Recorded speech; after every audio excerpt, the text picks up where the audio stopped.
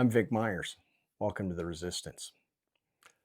So, a couple of days ago, I made a video about ACA subsidies and I called for Medicare for all. I received some very passionate and even one very angry response in the comments. I'd like to address those if I may.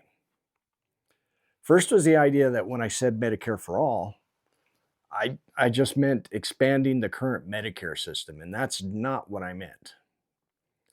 The second was that when I talked about unburdening employers, I was somehow giving something to the Amazons and the Walmarts of the world. And that's not at all what I meant either. So this video is going to clear those things up, I hope.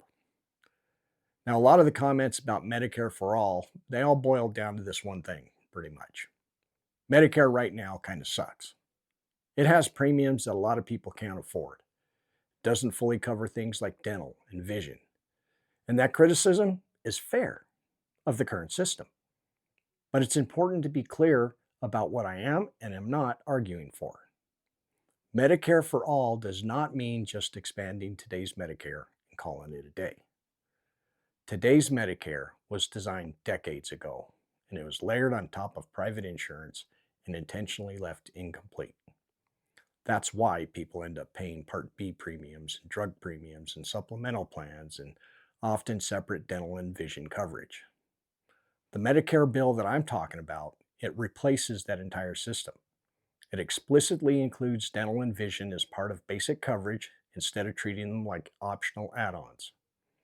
What I'm talking about is a single-payer system that replaces that fragmentation, not one that copies it.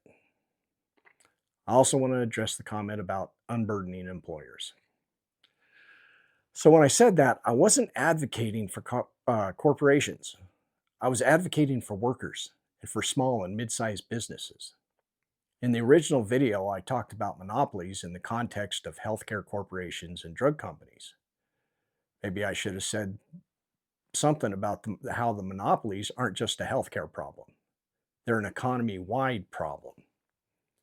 One of the reasons monopolies keep winning is that small and mid-sized employers are already at a disadvantage. Healthcare costs weaken them.